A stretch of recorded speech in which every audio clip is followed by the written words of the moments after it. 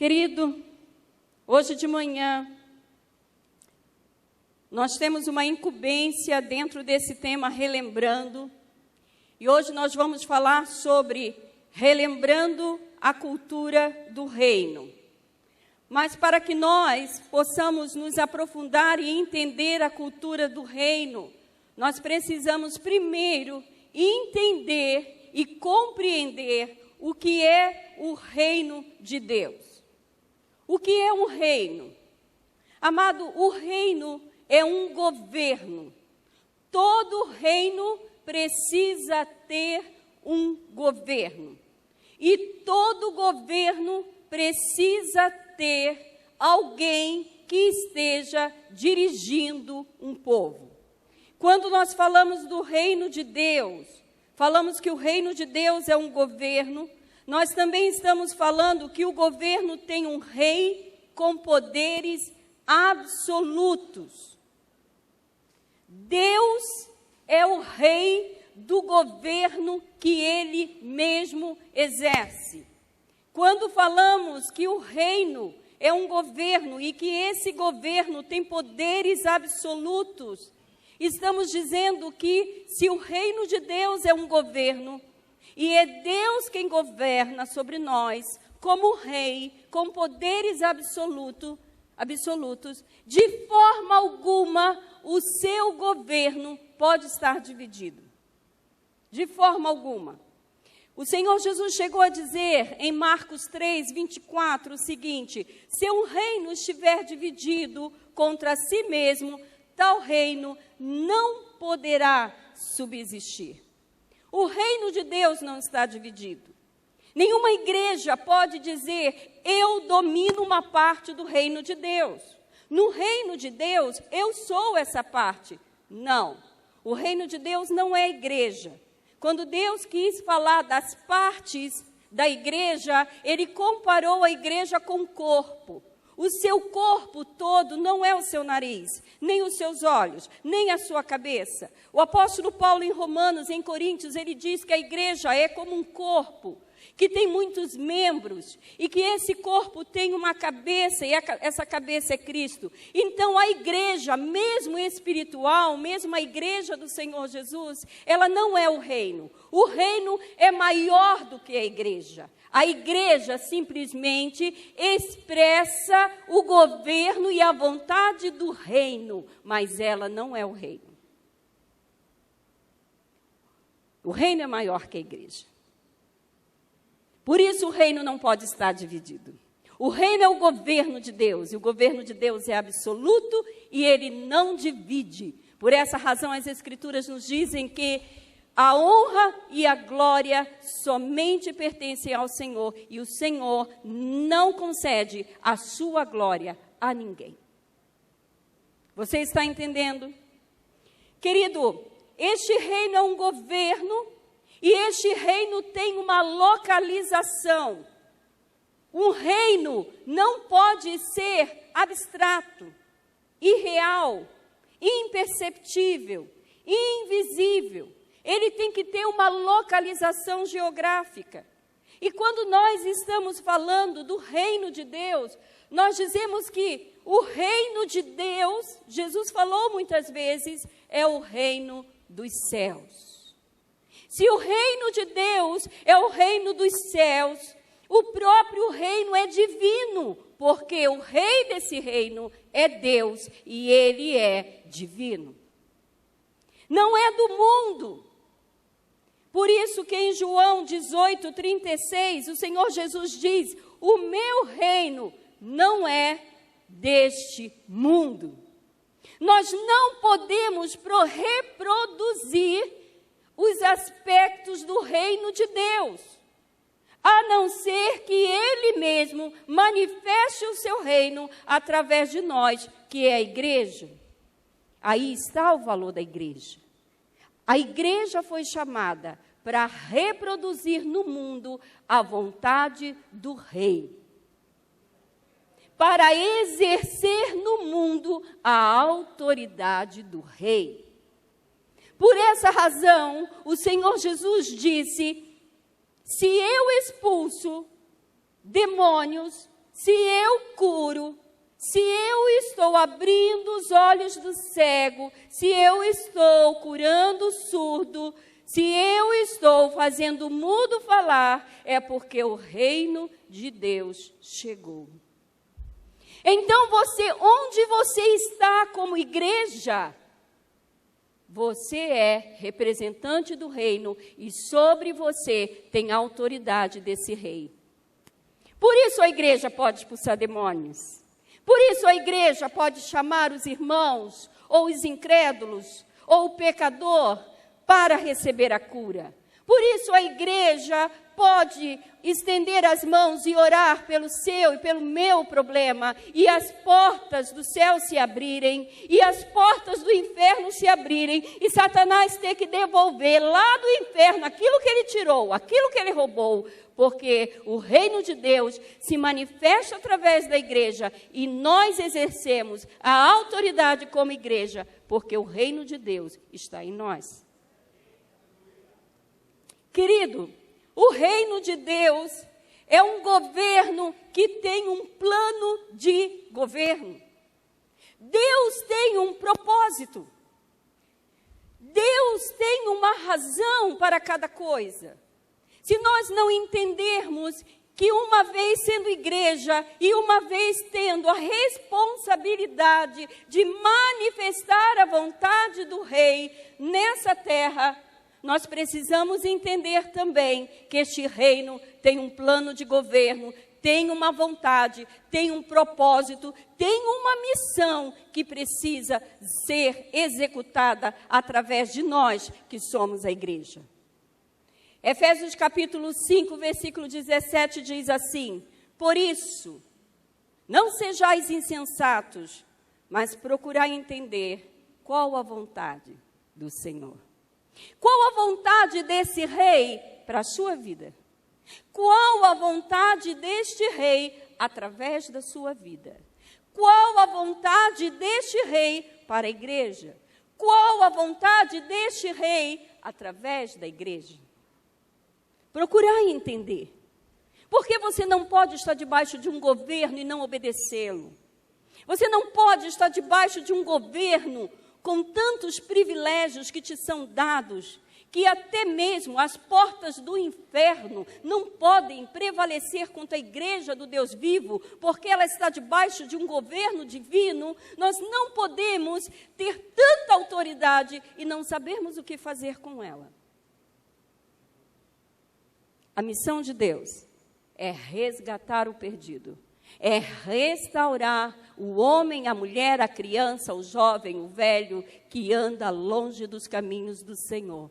Esta é a missão e o propósito de Deus, e esta incumbência Ele deixou a cada um de nós, que somos igreja de Jesus. Querido, este reino, se tem uma vontade, se esse reino tem um governo que precisa ser exercido, se esse reino tem um plano de governo e uma vontade que nós precisamos conhecer, como diz o apóstolo Paulo, nós precisamos entender que se este reino tem um rei com um governo absoluto, tudo que estiver na lei desse rei, na vontade desse rei, tem a ver com o caráter do rei. Você não pode estar debaixo de um reinado e andar diferente do caráter do seu rei. Não pode. Este rei, ele tem um caráter, ele tem uma cultura, que é o modo de ser dele. E a palavra de Deus diz que ele é santo, santo e santo, que ele é reto, ele é justo.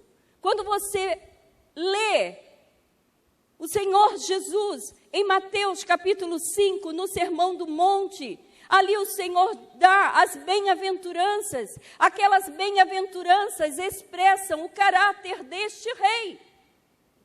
Este governo é um governo diferente, amado, de todos os governos que você já experimentou. E se você quer conhecer a perfeita e agradável vontade deste rei, você precisa conhecer o caráter dele, para que você possa agradá-lo, para que você possa andar debaixo da bênção dele. E onde você for, você vai levando bênção com autoridade, porque o governo dele está sobre a sua vida. Querido, este reino tem uma cultura, que é o caráter do seu reino. As escrituras sagradas são as leis e as normas de governo. O salmista, no Salmo 119, versículo 1, diz assim: bem-aventurado os que se conduzem com integridade e os que andam na sua lei. Eu não posso estar debaixo do governo desse reino e não andar em integridade. Eu não posso estar debaixo do governo desse reino e não andar em santidade. Eu não posso estar debaixo do governo desse reino e o maligno ter oportunidade e brechas na minha vida e me derrotar em algumas áreas. Eu não posso.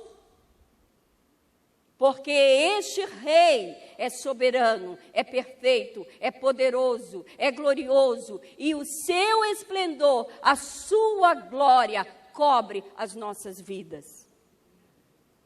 O seu reino, o reino de Deus é eterno. O seu governo abraça todo o universo. O limite desse reino não se restringe aos limites do templo.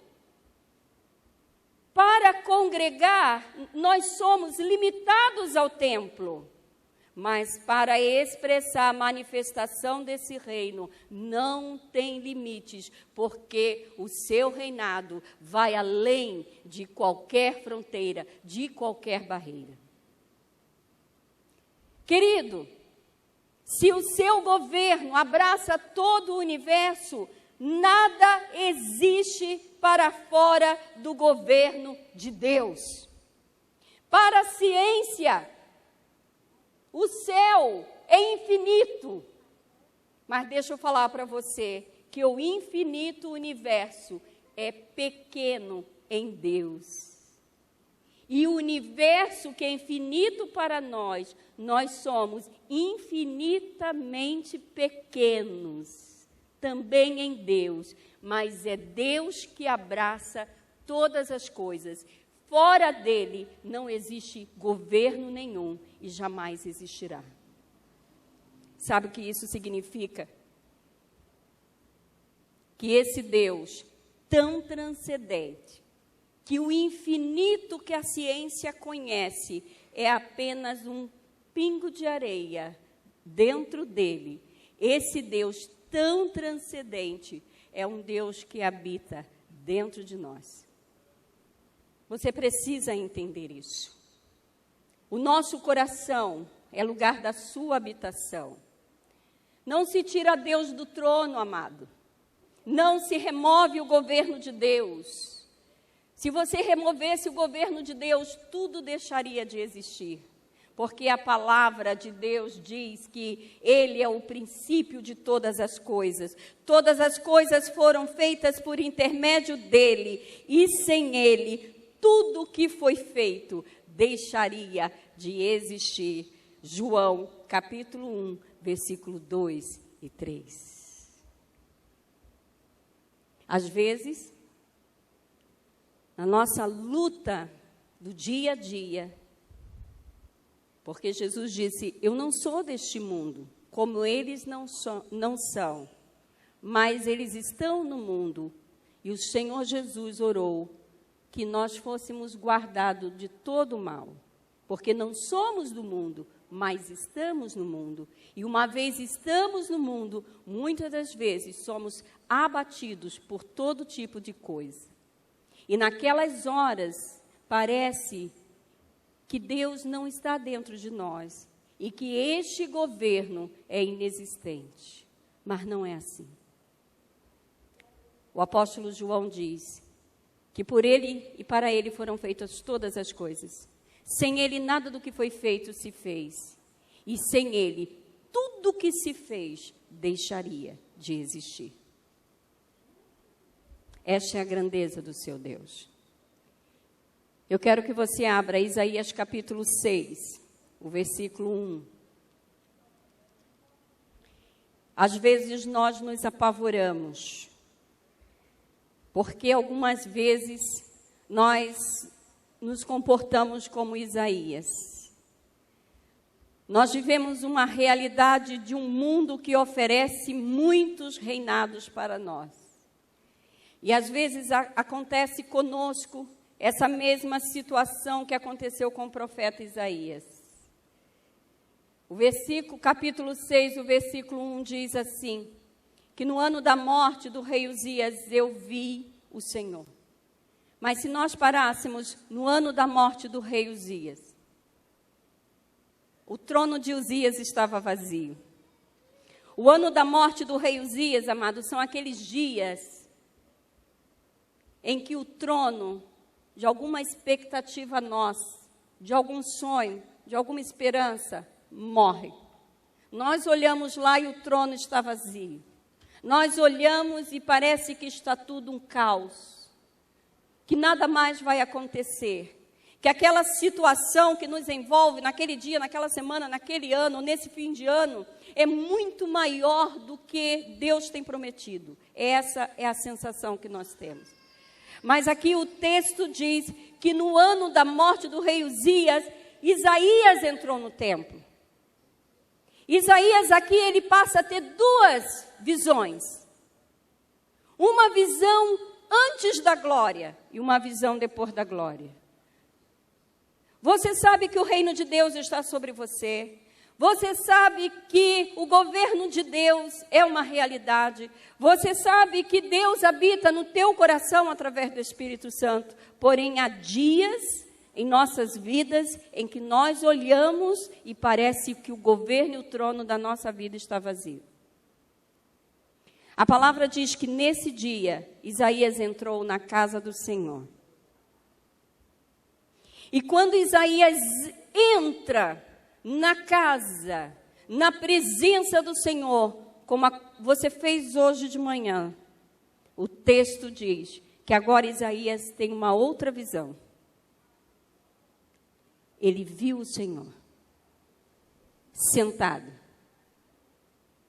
onde é direito dele estar, num alto e num sublime trono. Pode ser que aparentemente algo esteja desgovernado na sua vida em alguma área. Mas hoje de manhã você entrou na casa do Senhor, você entrou na presença do Senhor. E hoje de manhã os teus olhos serão abertos no mundo espiritual e você vai ver o Senhor sentado no trono, dizendo a você, o governo da tua vida ainda está. Recarabachurianda ramanai. Remanare candarabasurianda remanai. O governo da sua vida ainda está nas minhas mãos. Recantarabachuriandaramanai, recandaramas. Recandaramas. Isaías vê o Senhor sentado no trono. Quando nós temos um encontro com a glória de Deus, e esse encontro é necessário, porque o reino de Deus não é conhecido de forma intelectual, através do conhecimento humano, nem da vontade humana. Nicodemos perguntou, como eu faço para entrar e ver o reino de Deus? Jesus disse, é necessário que você nasça de novo, da água e do Espírito. Você, amado, já está no reino de Deus. Tudo isso que o diabo tem levantado contra a tua vida nesses dias, e parece que tudo está perdido, que você está sendo como um carro numa ribanceira desgovernado. Não é verdade. O Senhor te leva à presença dele nessa manhã para te dizer, eu ainda estou sentado no governo da tua vida. E o texto aqui ainda diz, aqui no versículo 2, Isaías começa a ter os olhos espirituais abertos e contempla os anjos do Senhor, os serafins voando de um lado para o outro. Depois que Isaías tem um encontro com a glória de Deus, ele não vê mais, não tem mais importância o trono vazio de Uzias, porque há um maior que Uzias que continua sentado no trono e que a ele é toda a honra, toda a glória, todo o poder. E os serafins voavam de um lado para o outro, dizendo: Santo, Santo, Santo, Santo é o Senhor. Aleluia! O versículo 4 diz que as portas, estruturas foram balançadas, começaram a se mover com a manifestação da glória de Deus. O encontro com a glória de Deus, que Ele traz o renovo do seu governo para mim e para a sua vida. Começa a mover as bases e as estruturas. Se Ele é maior do que o universo, Ele é maior do que o teu problema, do que essa estrutura que está dia após dia sobre você, parecendo que vai te amassar. Deixa eu falar para você nessa manhã, as bases vão se mover em teu favor, porque a glória de Deus, somente ao som da voz do Senhor, as estruturas se movem em teu favor. Há um governo do Senhor sobre as nossas vidas. Nosso Deus não está morto. Nosso Deus não está corrompido pelas estruturas religiosas desse mundo. O governo dele está acima de todas as coisas. Por isso que o governo dele nunca vai ser terreno. Por isso que Deus não está aliado a partidos políticos, nem a político nenhum. Deus não tem bandeira. Deus tem uma única missão, através da sua igreja e do seu Filho Jesus Cristo, resgatar a humanidade perdida. Se você continuar olhando aqui para Isaías capítulo 6, o versículo 5, Isaías, quando tem um encontro com a glória de Deus e os seus olhos se abrem para contemplar o governo eterno e sublime e soberano do Senhor, o versículo 5 diz que Isaías olha para si e diz: ai de mim, estou perdido, os meus olhos viram o Rei, o Senhor dos exércitos.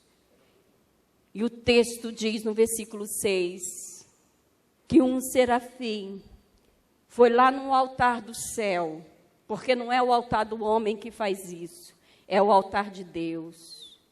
Tomou uma brasa, com aquela brasa tocou os lábios de Isaías e disse: você agora está habilitado para ser aquilo que você foi chamado para ser. Com a brasa tocou a sua boca. E agora a sua visão mudou, porque agora ele entende o que é o reino. Ele entende que é um governo sobre ele. Ele entende que não importa quem vai sentar no reino humano, quem vai sentar no trono humano. O que importa é que o governo de Deus continua para sempre e eternamente sobre ele. E o texto diz que o Senhor pergunta: quem há de ir por mim? Isaías agora, com uma nova visão, diz: eis-me aqui, envia-me a mim. É o que Deus quer fazer com você hoje de manhã. Talvez você esteja gerando expectativa no teu coração. Quem agora vai sentar no trono? Quem agora vai estar dirigindo essa empresa? Quem vai estar dirigindo essa igreja? Quem vai estar dirigindo esse ministério? Quem vai estar dirigindo? Quem vai estar? Quem vai estar dirigindo esse país? Quem vai estar?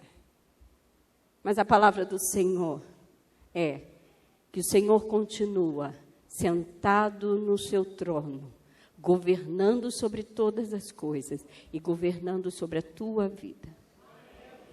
Aquilo que é a tua incapacidade não é o que vai limitar você. O que te limita não é o que te detém. Porque uma vez tocado pela glória, você pode transbordar.